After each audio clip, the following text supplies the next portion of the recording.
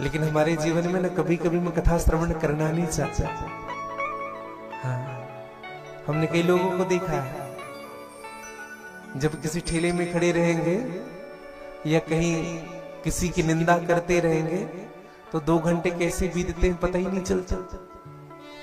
और गलती से कथा में आकर के बैठ जाएंगे ना तो 1 घंटे में 4 बार घड़ी देखेंगे, समय कितना हो रहा है और कितनी देर चलेगा। समझिएगा, हमारा मन फंसा हुआ है संसार के कार्य में। अच्छा एक बात बताएं, जिनसे अधिक प्रेम होता है ना उनके विषय में सुनने की इच्छा होती है। जिनसे अधिक प्रेम होता है। अब एक बात बताएं आपको, अगर आपके सामने अगर एक आध 15-20 लाख की गड्डी अगर रख दिया जाए 500-500 का और कहा जाए थोड़ी इनको गिनती करके अलग कर दो, तो कितना भी नींद आ रहा हो नींद भग जाएगा। नींद चली जाती है कि नहीं? देखा है हमने। और भगवान की कथा में अगर बैठे ना तो पहले ही मन जात जाता। अच्छा कुछ लोग कथा भी ऐसे ही सुनते हैं, आनंद से कथा सुननी चाहिए। हाँ, ऐसा नहीं किया। एक जगह कथा हो रही थी, हम बताएं आपको, और वो कथा में हम थोड़ी सी आनंद बीच बीच में आनंद लेते थे। थोड़ी थोड़ी बात अच्छी बातें कुछ होती थी, थोड़ी सी हंसी मजाक वाली बात हो जाती थी, तो एक मैया बैठे ऐसे देखती थी।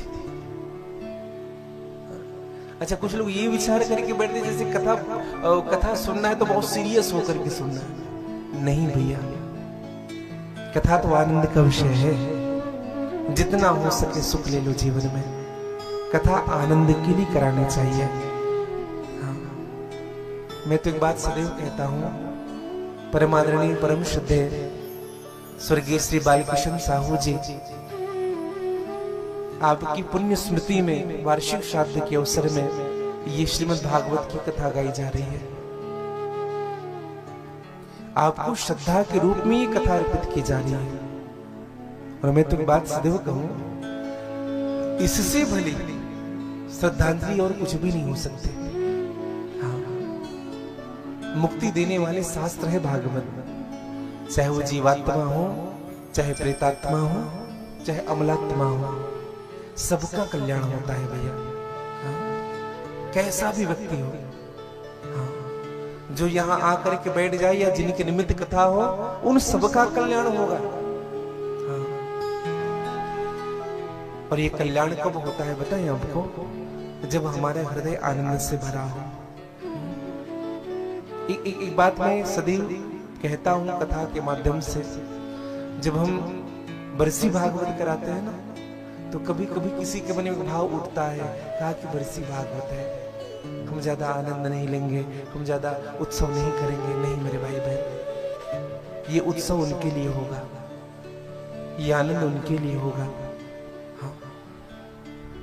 अभी 3-4 दिनों से मौसम बन रहा था, तो मोहित ने बड़ा व्यथित हुआ। कल बात हुई थी शाम को, तो गुरुजी कैसे करें? मैं बोला सब अच्छा होगा। और अब देखिए रेगुलर ये बात बन ही रहा था, देखो ठाकुर जी ने कैसे थाम लिया। एक बात सदैव निवेदन करूं, जब आपका मन शुद्ध होता है ना, और आपका संकल्प जब शुद्ध होता है, तो पक्की बात मानिए, ईश्वर भी इस कार्य में सहायक होते हैं, प्रभु भी इस कार्य में आपके सहायक होंगे। हाँ, इसलिए भरोसा उन पर रखिएगा। हाँ। आशाएं के राम जी से दूजी आशा छोड़ दे, आशाएं के राम जी से दूजी आशा छोड़ दे, नाताए के राम जी से दूजा नाता तोड़ दे, नाताए के राम जी से दूजा नाता तोड़ दे, नाताए के राम जी से नाता तोड़ दे, नाता एक राम जी से दूजा नाता तोड़ दे। क्या आशा करना जन जन की, क्या आशा करना जन जन की, कृपा दृष्टि जब रघुनंदन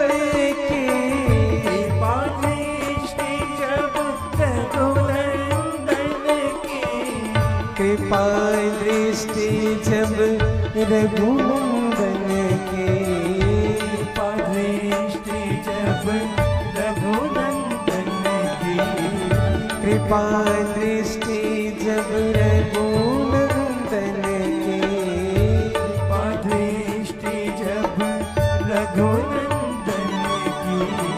राम रस छोड़ प्यारे राम रस पगिए, रस छोड़ प्यारे राम रस पगिए। राधे श्याम राधे श्याम राधे श्याम कहिए, राधे श्याम राधे श्याम राधे श्याम कहिए। जाहि विधि रखे राम ताहि विधि रहिए, जाहि विधि रखे राम ताहि विधि रहिए। सीताराम सीताराम सीताराम कहिए, सीताराम सीताराम सीताराम कहिए। राधे श्याम कहिए, राधे श्याम कहिए।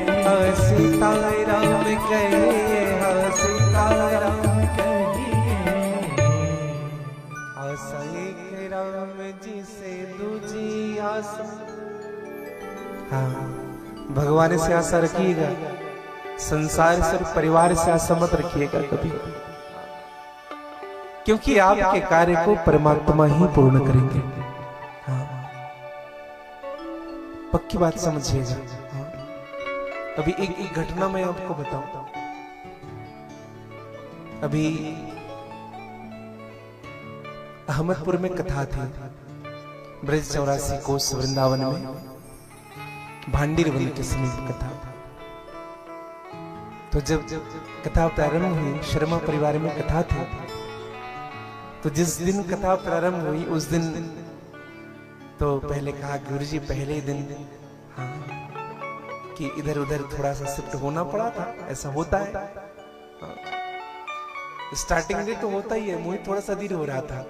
गुरुजी ऐसा, अरे ऐसा होता ही है, धीरे धीरे करके पूरी व्यवस्था बनती है और बनाने वाले हमारे ठाकुर हैं। तो दूसरे दिन की बात है, बड़े सज्जन हैं दोनों भाई, तो दोनों हमारे सामने आए, कहा गुरुदेव जी